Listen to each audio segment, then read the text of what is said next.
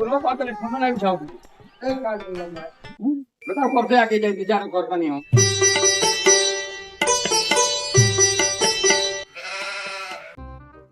काले कैसे बा भैया 40 रुपए आधा किलो बाबू 40 रुपए का आधा किलो तो बड़ा महंगा बना रहा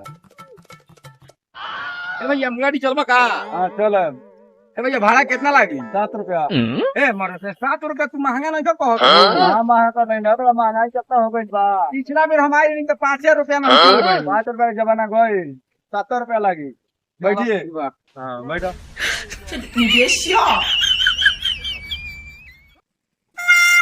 सेफ्टी बेल्ट लगा दो सेफ्टी बेल्ट लगाओ पड़ी नो नो नो नो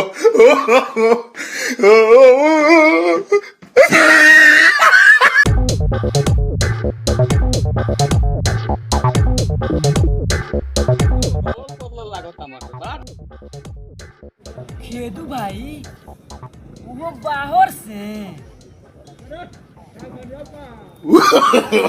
नो नो नो नो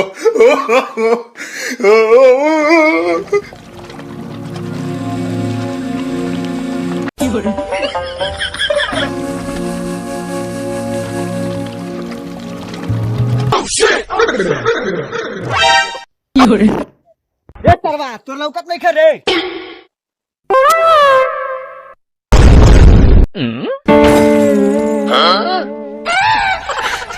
ये शिया Oh no!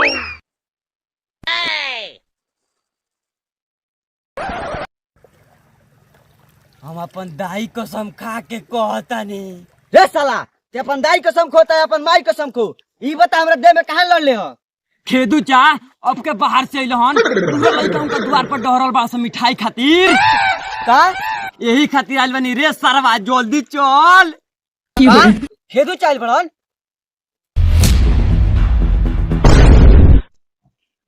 ये सरोस तो बताओ ना चाचा रुको रुको ये हमार घर चलो ऐसे पिए बेल्ट बा खोलो Oh shit! जमा भेल बड़ा हेलो भैया पंटकिया है नौका जमाना के है नौका नहीं के चलो हां चलो वे पंटकिया हो तो 5 रुपए ले लो 2 रुपए के गुटका चौराहा पे भेटैया खिया बहुत बढ़िया हां हां ना तो मिठाई मिली है ढेर मिठाई ले बनी बोरा में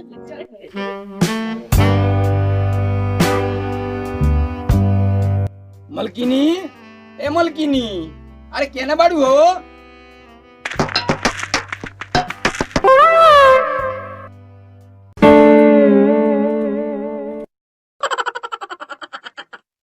चाचा ए चाचा काहो सार लोगिन तनिका मिठाई खाती आइल बड़ा जान Oh no! ए गोरख एगो लेवड़िया लियाव ना खाइला लेवड़ी ओ सब बढ़िया हमार बाप के भेल्ला खजान भेल्ला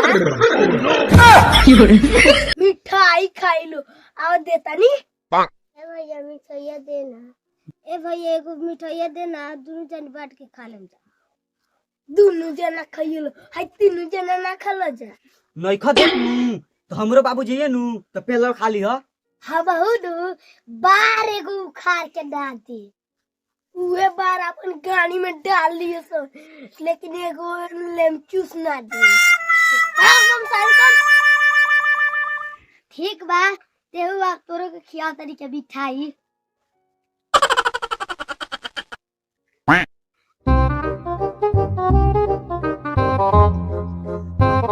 बेटा ए बेटा तू ये या रहो हम तोले तारा माई से भेंट को के आवता है हो जा सामान देखी ए सुनो करू हो गोरका का मम्मी ए बाड़ू है रे मैं गोरका का पापा जी ए आवा जल्दी है ना बहारी हां रुके हो जाओ तनी कोई बार से गेटा पर खड़ा बानी हारल थकल आदमी हो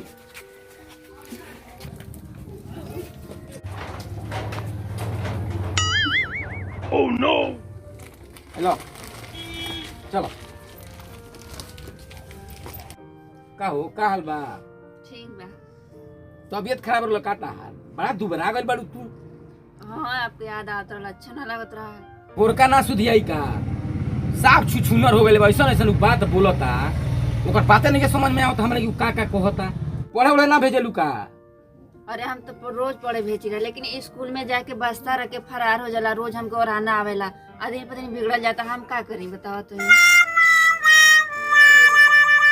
चला चला कहीं कुछ मौज मस्ती कल जाओ। ये दिन आइल बनी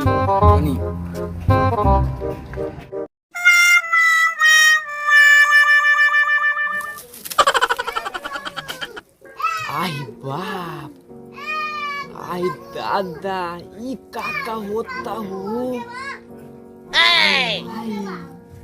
लागता भाई भौजाई में कुछ गड़बड़ आज होई। आई दादा, लागता लइकन के भीड़ गईल, अब हमरा आवे के पड़ी।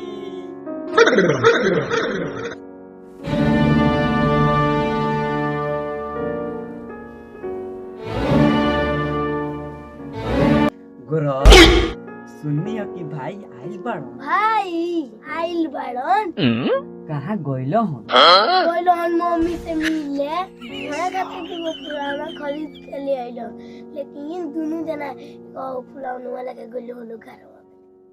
आई बाप, फुलौना वाला के घर में गइलो हलो? हाँ लो चेक करे कि फाटता कि ना। सब बुझतानी, तू नहीं को बुझत। अच्छा गोरखी बताओ, तोरा घरे कोगो आदमी बा आ कोगो चौकी बा? आई करे लगम चाचा, तो दूसरा रास्ता धरावत रहो। अच्छा गोरख हमार लाल, ई बताओ आज तार माई कहाँ सुती है? हमारी कैसे तो तोरा से का कर पड़े। खेदू भाई, ओ खेदू भाई, देखो ना तार बेटवा मारता। अरे साला काहे ओकरा के मारता दी? पापा अपन जवान पर लगाम दो, न तो तार मुंह में लात था। रे साला ते कौन अपना जबान पर लगाम देता रे? हैं कि मुंह में लाल था से कहता रे? ना पापा हम कुछ ना करियो, गई बात बतियाओ तो वैसे एक मर ली। का खेदू भाई, जाड़ा में बाहर मन ना लागत का कि चलिए बिस्तर गरमावे? लागत तोर खुचुर खुचुर लइका पैदा करे के मन बा। खुचुर खुचुर लइका पैदा करे के मन नहीं थे। हे गोरका के 3 तारीख के बर्थडे बा, वही से चलिए नहीं हो। हैं का कहलो? अब से कहबो 3 तारीख के बर्थडे बा है गोरका के, वही से चलिए नहीं हो। आ सब छोड़, ई बताओ बाहर से अइलो हम मिठाई ना खीबो? गोरका ये गोरका तनी मिठाई खिया दो तो। चाचा मिठाई कई बहल जो मिठाई वाला लो बहुत। खेदू भाई, यही बात है सारा का मुंह में मुद्दी तो तू कहबा हमरा लइका के मुंह नापाक हो गइल। खेदू भाई, हे खेदू भाई, का हो? तू अपना है बोना लड़का के समझा दो, खेत में होगत रहे तो ठीक बा, खाद के काम करे, लेकिन ये बात ठीक नहीं है कि रोज रोज छत पर बैठ के गान हमरा अंगना और करके होगता। यही तरह एक दिन पकौड़ी बनत रहे हमरा घरे, कि छत पर से हक देलस कढ़ाई में तो उ छना गई। हमार लड़का जनबे न कइलस, ओकरा के पकौड़ी समझ के खा गई। पापा ना एगो ले ली तो छोट पे ले। ए भाई हम एकरा के समझावत हार गइल। हाँ तो तू हार गइल बड़ो, हम तो लड़का लोग के झांक में बांध के टांग दे। हाँ तो हम जा तनी, आप समझा दिए इनका के ना, तो हम अपने लड़कन से कह दे तनी कि अब एक बात से हो गया, इनके गाड़ में गुर्देल से गोली मार दी। ठीक बा, चल तनी हम। सुनो तेरू गोरका के मम्मी, अब की बबुआ के जन्मदिन धूमधाम से मनावे के बा, ऐसा धूमधाम से मनावे के बा कि जिला जवार में केहू ना मनौले हुई। केक खाती भेज दे बानी, सब केहू एगो केक से बर्थडे मनावेला, हम 2 केक खाती भेजले बानी, लेके आवते हुई। हो जी रउआ बहुत कमाई के इले बानी। आ तनी गोरका के नहवा धोवा के खूब बड़े कढ़ाई के तरह लीप पोत के तनी उजर कह दो तो। ठीक बा जा। हाँ जा जल्दी जा। हमारी तकले हमारे केक आई आंटी में हुदुर होता। और सबर कर बबुआ, चाचा लेके बहुत जल्द आवत हूँ, अभी अब तो वही हूँ।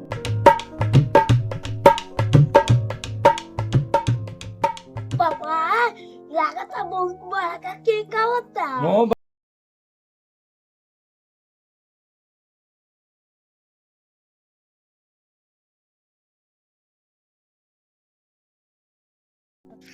पापा कब केक कटाई? अबे कटाई आ गइल बा त कटाइबे न करी। पापा हई पकड़ी। स्पेशल वाइल बा। पापा तू तो कहत लो है केक बा बुझाता तो कि हमार दुगुआड़ी हो। नानू बेटा ई नवका जमाना के केक हो। अच्छा कोनो बात नहीं। तो भैंसी के हगल सुन के बता देन काची के हगल ई तो भले केक हो। अच्छा हमर बेटा, हम तो ना जानत रहनी है इतना होशियार बाड़ो। तनी सुन के बताओ तो कौना चीज के ई बनल बा। और रोटी लग रहा है। का हो तारा के पौरोटी के 500 रुपया देले रहनी हो। तो तोहरे पे हैप्पी बर्थडे मन जा। आई माई हैप्पी बर्थडे।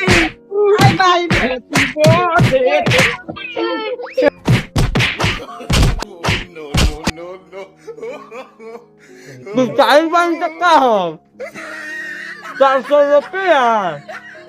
अरे तो रोटी खाए के मिल गई।